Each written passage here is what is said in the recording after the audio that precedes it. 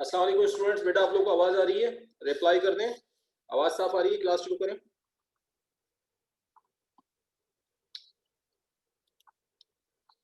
ठीक है बेटा, क्लास स्टार्ट करते हैं। ठीक है, ठीक है, ठीक है जी, we are starting the class. तो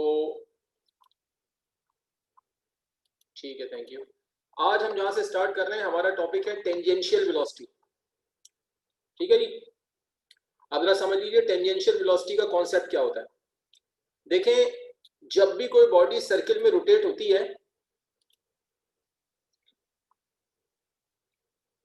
और हम क्या कह रहे हैं कि सर चैप्टर 4 आपने कल स्टार्ट किया था। नहीं बेटा, कल नहीं किया था, ये मैंने स्टार्ट किया था लास्ट वीक बुध वाले दिन। ये लास्ट वीक वेडनेसडे को स्टार्ट किया था और फिर कल और फिर आज इसका तीसरा दिन है। ठीक है, अच्छा, व्हाट आर यू सेइंग? मैं ये कह रहा था कि जब भी कोई बॉडी किसी सर्किल में मूव करती है, फर्स्ट कर लें ये एक बॉडी है, ये सर्किल में मूव कर रही है, अभी यहां पर है, कुछ देर के बाद यहां पहुंच गई, ये इसकी डायरेक्शन है। फर्स्ट कर लें ये डायरेक्शन है इसकी,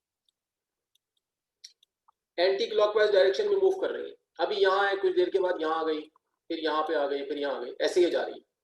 ये सर्किल का सेंटर है। ठीक है जी, ये रेडियस है आर, ये रेडियस होगा, ये रेडियस होगा, ये रेडियस होगा। तो कोई भी बॉडी जब सर्किल में मूव करती है, सर्किल में रिवॉल्व होती है, तो उसके अंदर एक वेलोसिटी हिडन होती है, एक वेलोसिटी उसके अंदर छुपी हुई होती है और वो हमें नजर नहीं आ रही होती। और वो वेलोसिटी का पता कब चलता है? जब बॉडी को सर्किल से बाहर निकलने का मौका मिलता है।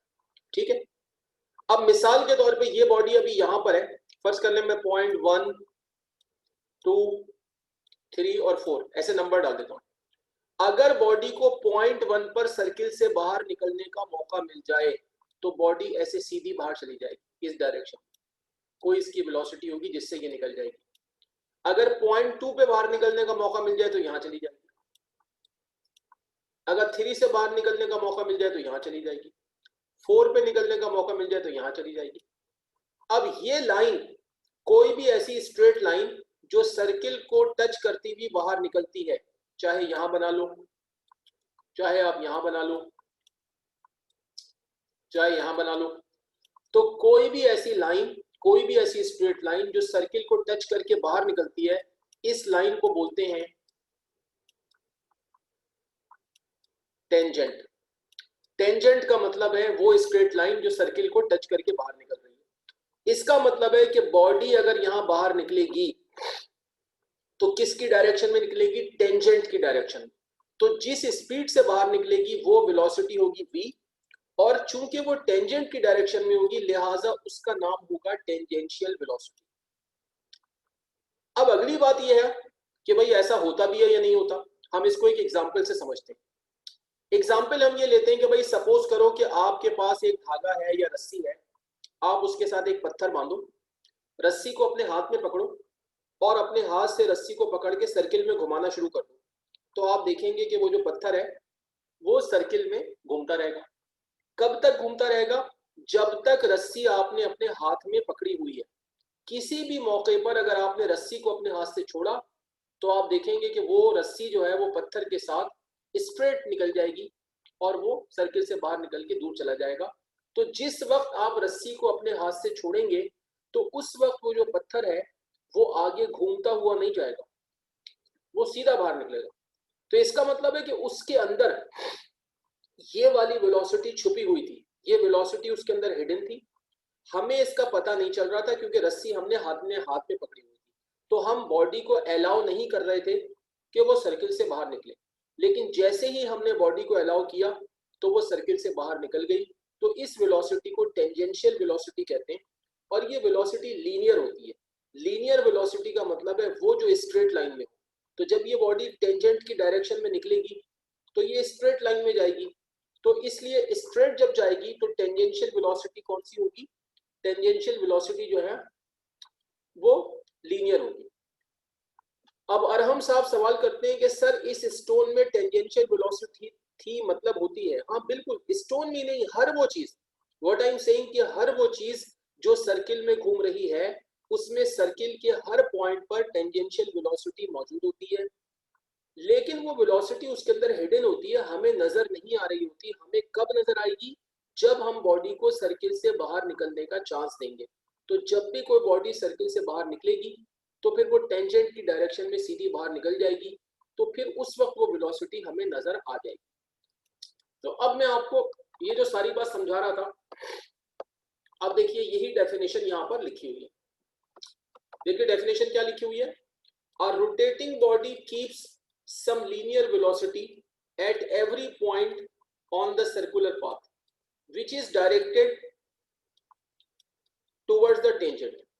This is called tangential velocity and denoted by vt और v। यही मैंने आपको भी समझाया। अब मैं आपको इसका फॉर्मूला बताता हूँ। फॉर्मूला देखिए अब आप, ये मैंने एक एग्जांपल ली है। देखिए ये मैंने एक एग्जांपल ली है जो राइट साइड पे बनी हुई है। इसमें शो किया है कि एक बॉडी सर्किल में, देखें ये डायरेक्शन दिखाई है, एंटी क्लॉकवाइज डायरेक्शन में घूम रही है, और अभी जो बॉडी है पॉइंट ए पर है और ए से बी तक जा रही है। ये सर्किल का रेडियस है। जब ए से बी जाएगी तो यहाँ पे एंगुलर डिस्प्लेसमेंट थीटा बन जाएगा, और ये जो सर्किल पे डिस्टेंस होगा ये एस हो जाएगा। ये वही फिगर है जो आप पहले कल की क्लास में बना चुके हैं, ठीक है। और हमने ये शो किया है कि अगर पॉइंट बी पर बॉडी को निकलने का चांस मिल जाए तो इस डायरेक्शन में जाएगी। तो ये v जो है ये इसकी टेंजेंशियल वेलोसिटी है। तो हमने यहाँ पर क्या कहा है कि suppose a body is rotating in a circle of radius r and moves from a to b। Body जा रही है a से b पर। It makes an angular displacement theta, ये एंगुलर डिस्प्लेसमेंट थीटा बनाती है, and covers an arc length s। ये arc length है, तो ये आर्क लेंथ s कवर होती है, ठीक है जी। अब एंगुलर डिस्प्लेसमेंट का फॉर्मूला क्या होता है? Theta is equal to S upon R, जो हम ऑलरेडी बना चुके हैं।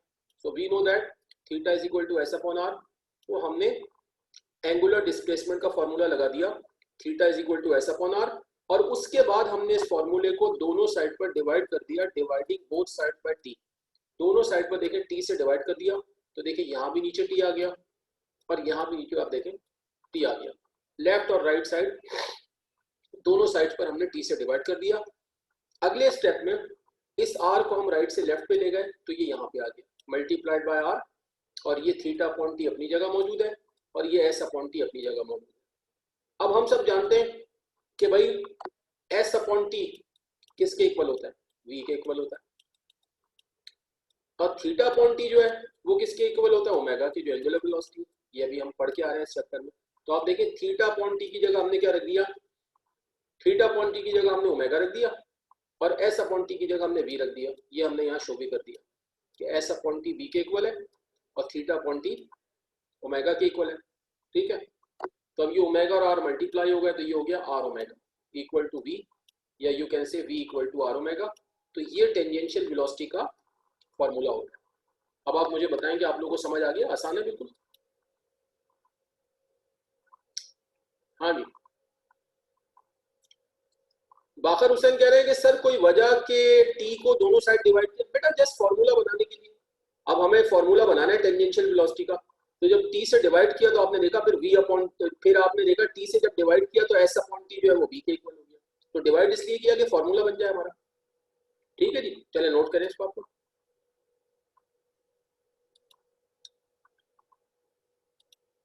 चलिए जी करें काम।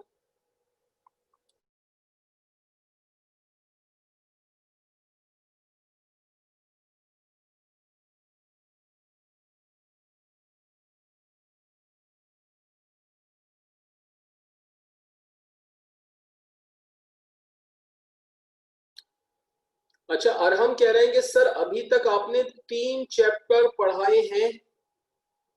सर अभी तक आपने 3 चैप्टर ही पढ़ाए हैं ना? हाँ बेटा आप तो क्लास अटेंड कर रहे हो, ऐसा ही है। पहले चैप्टर 3 पढ़ाया था, फिर 1 पढ़ाया, अब 4 पढ़ रहे हैं। तो आप तो आ रहे हैं क्लासेस में सारी, आपकी मिस तो मेरा ख्याल नहीं है क्लास।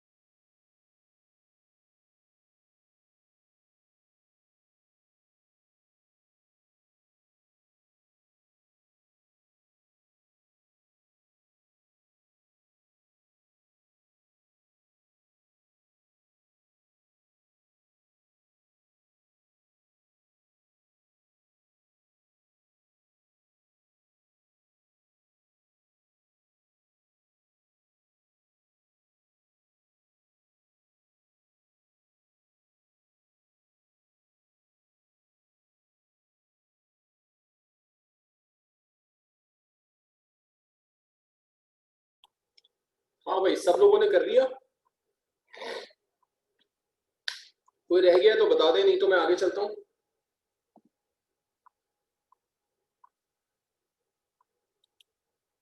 ठीक है भाई, हम आगे चलते हैं।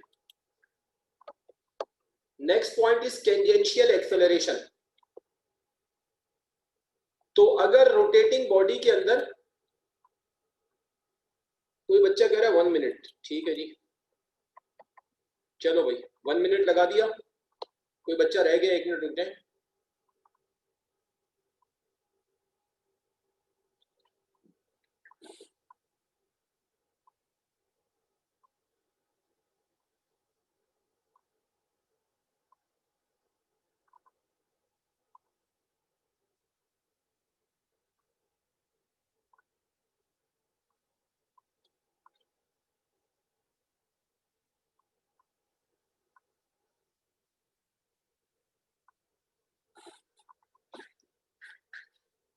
हाँ भाई, कर लिया काम?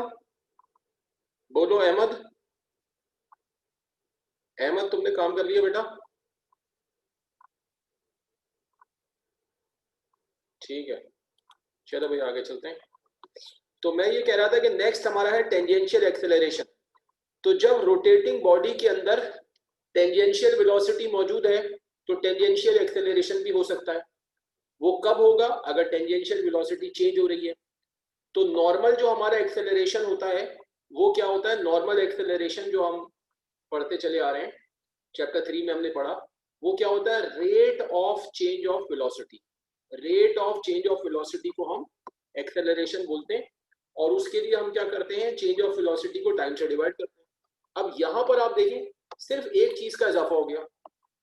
यहां पर आप देखें, rate of change of velocity था, यहां पर एक चीज बढ़ गई, टेंजेंशियल। तो एक्सेलरेशन भी फिर कौन सा हो गया? टेंजेंशियल। तो rate of change of tangential velocity is called tangential acceleration and denoted by A T और ए। इसको ए टी से भी शो कर सकते हैं और ए से भी कर सकते हैं। जैसे टेंजेंशियल वेलोसिटी को वी टी से भी कर सकते हैं और बी से भी कर सकते हैं, तो आपकी बुक में वी से किया गया है। इसी तरह इसको भी ए टी से भी कर सकते हैं और ए से भी कर सकते हैं, वो आपकी मर्जी। तो जब आप इसका फॉर्मूला निकालेंगे तो आप क्या करेंगे? चेंज इन टेंजेंशियल वेलोसिटी को डिवाइड करेंगे आप टाइम से। अब टेंजेंशियल वेलोसिटी क्या है? v equal to R omega. तो अगर आप इनिशियल निकालेंगे वी आई, तो वो क्या हो जाएगी? R omega I. और अगर आप फाइनल निकालेंगे वी एफ, तो वो क्या हो जाएगी? आर ओमेगा एफ, है ना? तो जब आप चेंज निकालेंगे तो आप क्या करेंगे? आर ओमेगा एफ में से, आर ओमेगा एफ में से, ये वाली फाइनल है, इसमें से इसको माइनस करेंगे। R omega F minus R omega I divided by T. अब दोनों में आर आ रहा है तो आर आप कॉमन कर लेंगे। ठीक है जी, ये देखिए आर कॉमन कर लिया, दोनों में से हमने आर कॉमन कर लिया, तो ये बच गया ओमेगा एफ माइनस ओमेगा आई अपॉन टी। और कल हमने एंगुलर एक्सेलरेशन में, कल हमने क्या पढ़ा था कि एंगुलर एक्सेलरेशन किसके इक्वल होता है? अल्फा के। और उसका फॉर्मूला क्या होता है? ओमेगा एफ माइनस ओमेगा आई अपॉन टी। ये कल हमने पढ़ा था कि भाई ये एंगुलर एक्सेलरेशन होता है। इसका मतलब है ये जो चीज है ये किसके इक्वल हो जाएगी? अल्फा के। तो यहाँ पे अल्फा आ जाएगा। तो आप देख सकते हैं कि इसकी जगह अल्फा आ गया, तो मल्टीप्लाई होके हमारा फॉर्मूला क्या आ गया? A is equal to R L. ठीक है जी, समझ आ गई बात? बोले भाई, आ गया समझ में? बोलो भाई। ठीक है, अहमद कह रहा है समझ आ गया, ठीक है, ओके। आराम कह रहा है रिपीट कर दें। क्यों रिपीट कर दूं भाई? रिपीट क्यों करूं भाई? वजह? आराम साहब क्यों रिपीट करूं?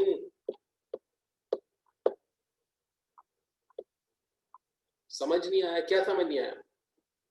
क्या बात समझ में नहीं आई?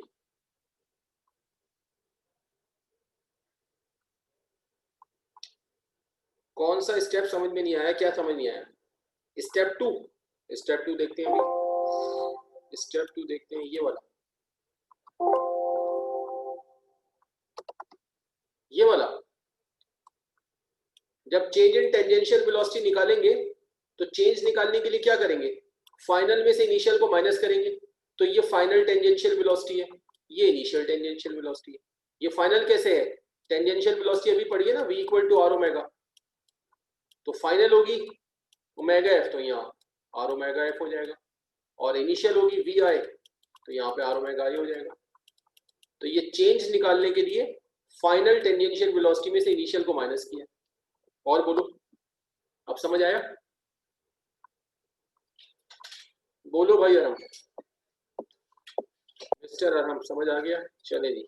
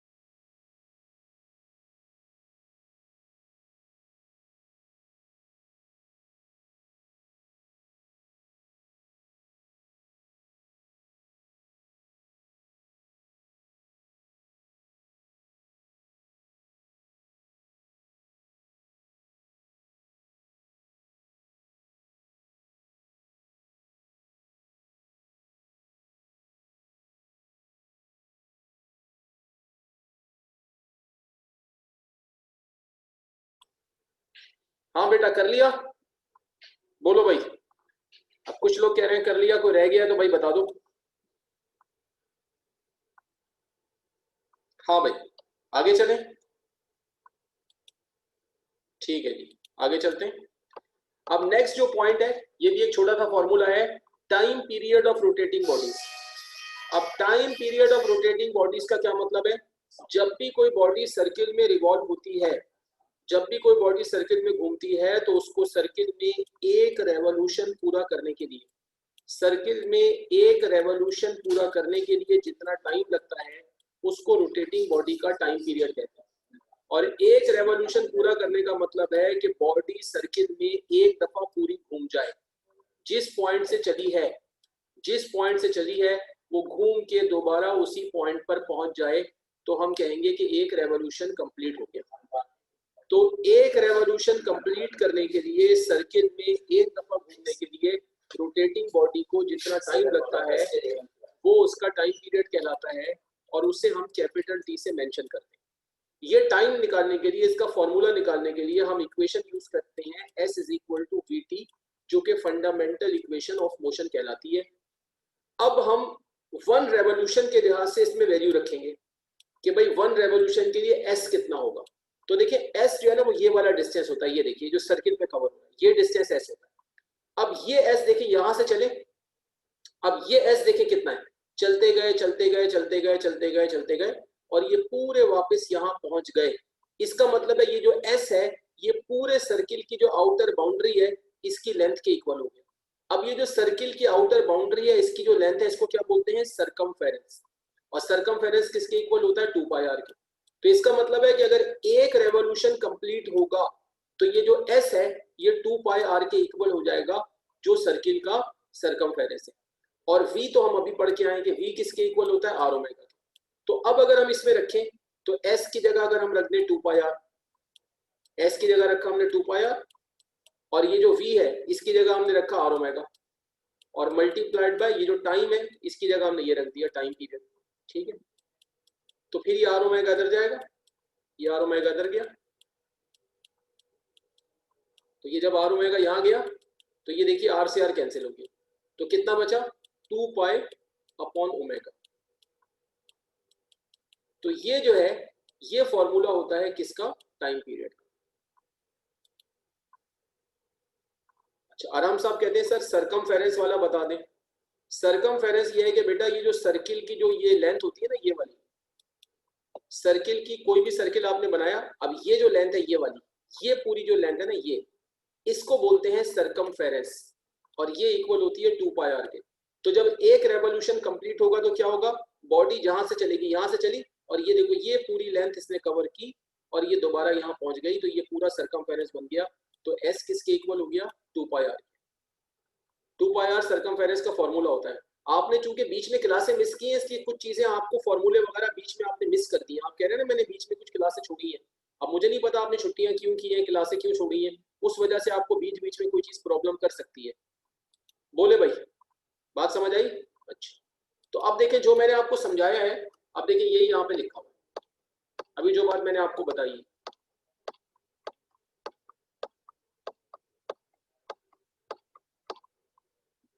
यही मैंने आपको बताया। देखिए डेफिनेशन क्या है?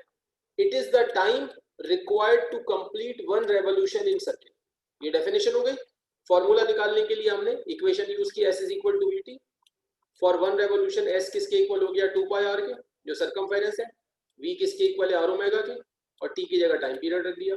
तो जैसे मैंने आपको बताया था वैसे ही यहाँ पे किया हुआ, ये इसका फॉर्मूला। ठीक है जी, नोट कर लें इसे।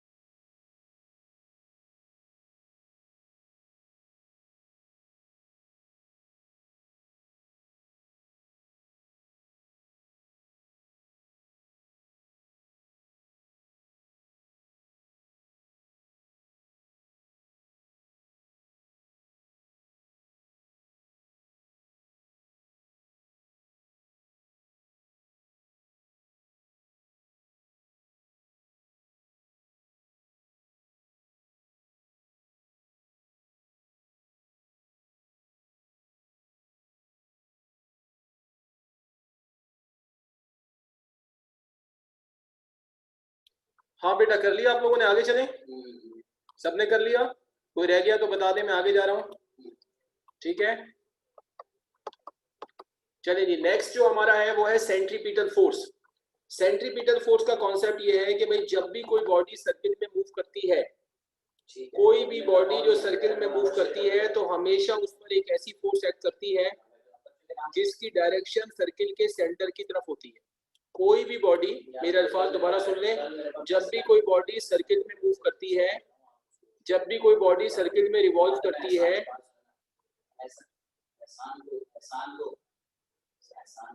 जब भी कोई बॉडी सर्किल में रिवॉल्व करती है तो उस पर एक ऐसी फोर्स एक्ट करती है जिसकी डायरेक्शन सर्किल के सेंटर की तरफ होती है। उस फोर्स को सेंट्रीपिटल फोर्स कहते हैं। ठीक है जी, तमाम घूमने वाली चीजों पर होता है। अब होता क्या है कि ये फोर्स जो है ये बॉडी को सर्किल में अंदर सेंटर की तरफ लाने की कोशिश करती है, लेकिन टेंजेंशियल वेलोसिटी की वजह से, अभी जो मैंने आपको टेंजेंशियल वेलोसिटी पढ़ाई, तो टेंजेंशियल वेलोसिटी की वजह से जो बॉडी है वो इधर निकलने की कोशिश करती है, यानी बॉडी जो है वो टेंजेंट की डायरेक्शन में निकलने की कोशिश करती है। लेकिन उसको कौन नहीं निकलने देता, ये फोर्स नहीं निकलने देती। जब बॉडी यहाँ निकलने की कोशिश करती है तो सेंट्रीपिटल फोर्स उसको अंदर सेंटर की तरफ खींचती है, और सेंट्रीपिटल फोर्स जो है वो बॉडी को अलाउ नहीं करती कि वो इस डायरेक्शन में चली जाए। अब वो तमाम बॉडीज जो सर्किल में रिवॉल्व करती हैं, उन सब पर सेंट्रीपिटल फोर्स किसी ना किसी तरीके से उनको मिल रही होती है।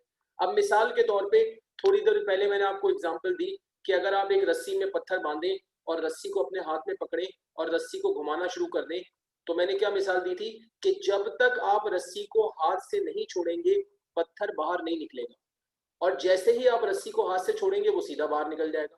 तो क्या वजह है कि जब तक रस्सी को आपने अपने हाथ में पकड़ा हुआ है तो पत्थर क्यों नहीं निकल पा रहा? क्योंकि जब रस्सी को आपने अपने हाथ में पकड़ा हुआ है तो आप रस्सी को यानी पत्थर को सर्किल में अंदर की तरफ खींचने की कोशिश कर रहे हैं, आपके हाथ से फोर्स अंदर की तरफ लग रही है और टेंजेंशियल वेलोसिटी पत्थर को बाहर निकालना चाह रही है, लेकिन आपके हाथ से जो अंदर की तरफ फोर्स लग रही है वो उसको बैलेंस कर रही है, तो इसलिए वो नहीं निकल पा रहा। अब घुमाते घुमाते जैसे ही आप रस्सी को अपने हाथ से छोड़ देंगे, तो जैसे ही रस्सी को अपने हाथ से छोड़ेंगे तो फिर सेंट्रीपिटल फोर्स आपने खत्म कर दी, तो फिर टेंजेंशियल वेलोसिटी उसको बाहर ले जाएगी। ठीक है जी, तो ये इसका कॉन्सेप्ट होता है। इसी तरह तमाम चीजें जो सर्किल में घूमती हैं उनको किसी ना किसी तरीके से सेंट्रीपिटल फोर्स मिल रही होती है। मिसाल के तौर पे हमारी जो जमीन है ये सूरज के गिर्द घूमती है, तो सूरज जो है वो ग्रेविटेशनल फोर्स के जरिए जमीन को अंदर खींचने की कोशिश करता है। तो इसका मतलब है कि जब हमारी जमीन सूरज के गिर्द घूम रही होती है तो जो सेंट्रीपिटल फोर्स है वो किसके जरिए मिलती है? ग्रेविटेशनल फोर्स के जरिए मिलती है। इसी तरह जो चांद है, जो मून है, वो हमारी जमीन के गिर्द रिवॉल्व होता है, तो हमारी जो जमीन है वो चांद को अपनी तरफ ग्रेविटेशनल फोर्स से खींचने की कोशिश करती है, तो सेंट्रीपिटल फोर्स यहाँ पर इस तरीके से मिल रही होती है। तो वो सारी चीजें जो सर्किल में घूमती हैं उनको किसी ना किसी तरीके से सेंट्रीपिटल फोर्स मिल रही होती है। ठीक है, अब जो मैंने आपको बात बताई, देखिए डेफिनेशन ये यहाँ पर ये लिखी हुई है। डेफिनेशन क्या लिखी हुई है कि it is the force which applies on rotating bodies and directed towards the center of circle। अब मैथमेटिकल एक्सप्रेशन में जो चीज मैं आपको अभी समझा रहा था वही देखें यहाँ पर मेंशन है, जो मैंने आपको अभी बात समझाई थी। ठीक है जी, तो आप देखेंगे यहाँ पर क्या लिखा हुआ है, यहाँ पर ये लिखा हुआ है कि due to tangential velocity a rotating body tends to go away from the circle। Tangential velocity की वजह से जो रोटेटिंग बॉडी है वो सर्किल से दूर जाना चाहती है, किसमें? स्ट्रेट लाइन में। But centripetal force does not allow the body to leave the circle, लेकिन सेंट्रीपिटल फोर्स जो है वो उसको अलाउ नहीं करती कि वो सर्किल से बाहर निकले। अब इसका फॉर्मूला बनाने के लिए हम न्यूटन सेकंड लॉ यूज करते हैं, F is equal to ma, और F में हम F की जगह FC रख देते हैं।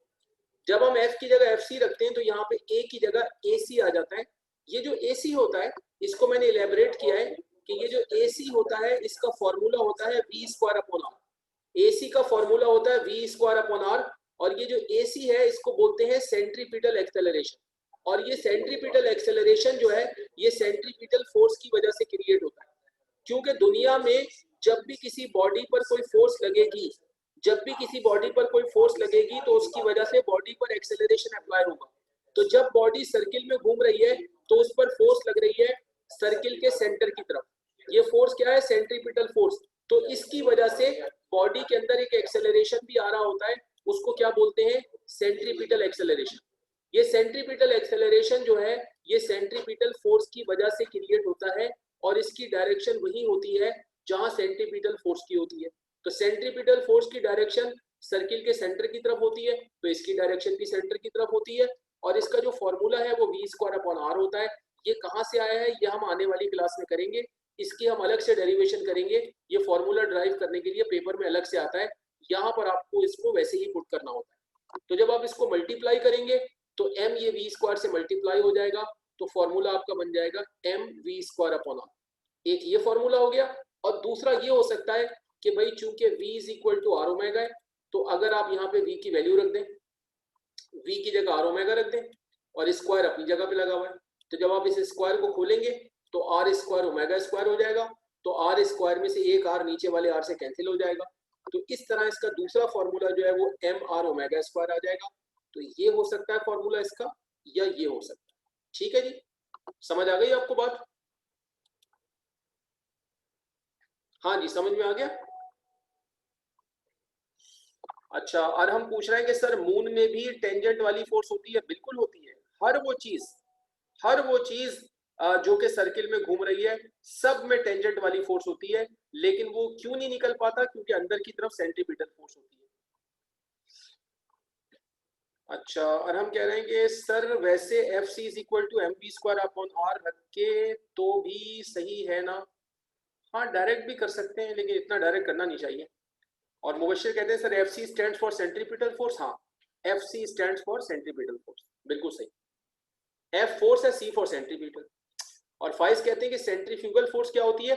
सेंट्रीफ्यूगल फोर्स वो होती है कि जो टेंजेंट की डायरेक्शन में जो टेंजेंशियल वेलोसिटी जब बॉडी को बाहर निकालना चाहती है, तो जो फोर्स टेंजेंट की डायरेक्शन में बॉडी को बाहर निकालना चाहती है, वो सेंट्रीफ्यूगल फोर्स होती है। और जो अंदर की तरफ होती है वो सेंट्रीपिटल फोर्स होती है। तो सेंट्रीपिटल और सेंट्रीफ्यूगल फोर्सेस क्या होती है? बैलेंस हो जाती है। यानी सेंट्रीफ्यूगल फोर्स उसी डायरेक्शन में होती है जिस डायरेक्शन में टेंजेंशियल वेलोसिटी होती है, टुवर्ड्स द टेंजेंट, बाहर की तरफ।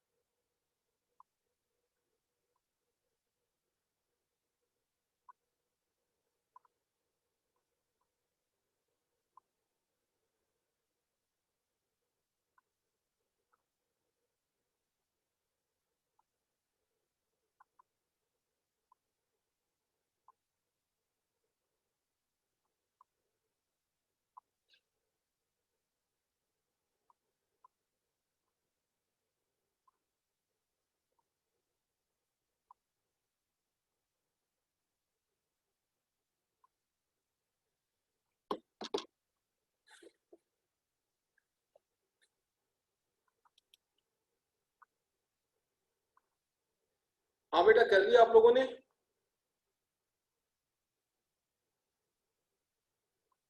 ठीक है बेटा, जिन लोगों ने कर लिया, आज की क्लास इस टॉपिक के बाद कंप्लीट है। इंशाल्लाह नया टॉपिक कल की क्लास में स्टार्ट करेंगे।